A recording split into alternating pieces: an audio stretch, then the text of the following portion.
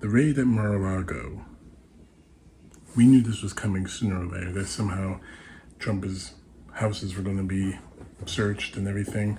We knew it was coming sooner or later, and it hit.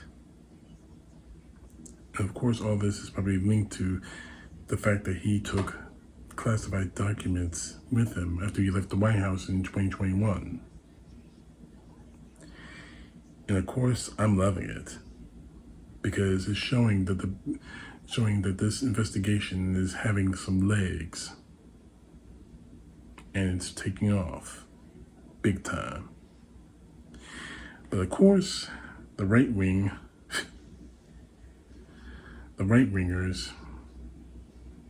they went full crazy on this. Here are some clips from Fox News.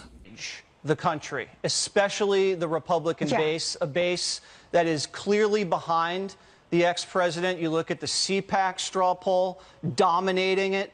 You look at the straw poll they did for the Turning Point event. He dominated it. He is clearly the front runner. Jesse, it almost feels like a preemptive coup. We've heard so much about the insurrection and the coup, but this is meant to prevent Donald Trump from being able to run again. This is undermining our faith in not only the peaceful transfer of power, but in the executive arm of the government under an opposition party not to act like the Stasi, not to act like the secret police that we've seen in totalitarian regimes. This is crazy. I mean, everyone has to understand, they ordered a raid on former President Trump's home. Welcome to politics in the 2000s. Sean, my father never got so much as a speeding ticket in his life, until he made one decision, and that's to go down the escalators of Mar-a-Lago and spend a lot of money and go and actually fight for this country for the first time. And he did a better job than anybody has ever done. And when the president moves out of the White House, you have effectively, 6 hours to move out of the White House. It's effectively inauguration time where one president gets moved out and one president gets moved in, right? That's how the whole system works, as you know better than anybody. My father always kept clippings, press clippings. He would have, newspaper articles, pictures, notes from us. When my mom passed away a couple weeks ago, he still had all the notes, over the years had been saved, all the notes that she had ever written him. I mean, it's a beautiful thing. My father saves clippings and things like that. So he had boxes, right, when he moved out of the White House. And he was very collaborative. If you want to search for anything, if you think anything, come right ahead. I mean, it was an open door policy. And all of a sudden, 30 agents descend upon Mar-a-Lago. Sean, this didn't come from the little local FBI field office in Palm Beach, Florida. You know who this came from. This came from one place and one building, and that is the White House in Washington, D.C. This is some third world bullshit right here. Let me say it again. Third world bullshit. America, they're laughing at you. The left thinks this is hilarious. If you doubt me, just go to any of their goofy platforms, Twitter or elsewhere right now. They think this is hilarious. But it's not just them. Same members of Congress, well, I should say, right-wing politicians in the federal state level are just up in arms over this. Mary Jean Taylor Greene, who pretty much, whatever. On her official Twitter page, she says, defund the FBI.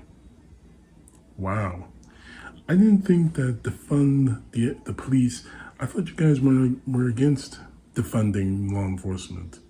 Or you might be defunding law enforcement, but it gets in Donald Trump's way. Maybe that's the point. But then you got Donald Trump wannabe Ron DeSantis. The raid at Mar-a-Lago is another escalation into the weaponization of federal agencies against the regime's political opponents, while people like Hunter Biden get treated with kid gloves. Now the regime is getting another A7K IRS agents to wield against his adversaries, Banana Republic. Banana Republic? You mean like the Banana Republic that, you mean the Banana Republic that Donald Trump was trying to create? The one where he was trying to steal an election? The one you're trying to create by declaring war on your own citizens, on your own government? DeSantis, sound boy. This game is too big for you. And then there's, of course, Kevin McCarthy. I've seen enough. The Department of Justice has reached an intolerable state of weaponized politicization. When Republicans take back the House, we will conduct an immediate oversight of this department, follow the facts, and leave no stone unturned. Attorney General Garland, preserve your documents and clear your calendar. McCarthy, I wouldn't be barking threats if I were you.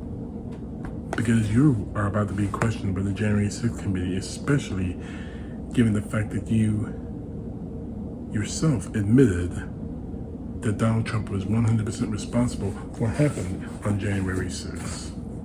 Do we need to rehash that? Do we? As a matter of fact, let's do that, shall we? This is what you said about Donald Trump and the January 6th attack. Leader McCarthy, the President of the United States has a briefing room steps from the Oval Office. The cameras are hot 24/7, as you know. Why hasn't he walked down and said that now? I conveyed to the President what I think is best to do, and I'm hopeful the President will do it. And have you spoken with his chief of staff?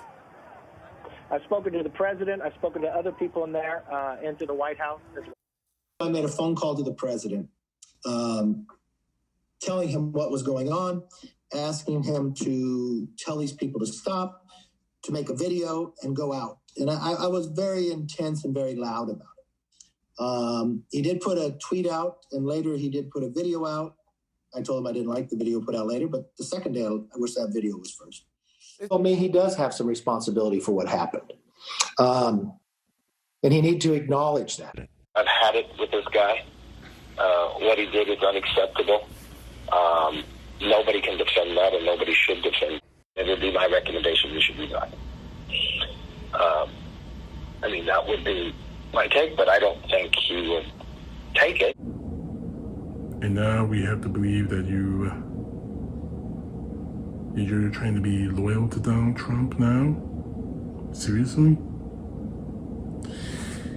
See, the reaction from the right wing only shows you only a few things. One, Donald Trump knew what he was doing was wrong. Two, they're all terrified of what else that could be uncovered. And three, they're just cowards, plain and simple. Well, I'm not a bit surprised at any of this. A wounded dog will always whine before the end. So let's let them whine. But do not be complacent, ladies and gentlemen, my brothers and sisters. Take this as a win. The FBI is getting evidence against Donald Trump. He may never see the inside of the White House again, but then again, who knows what happens in this political climate. Get out and fight with our votes. Take this as a win.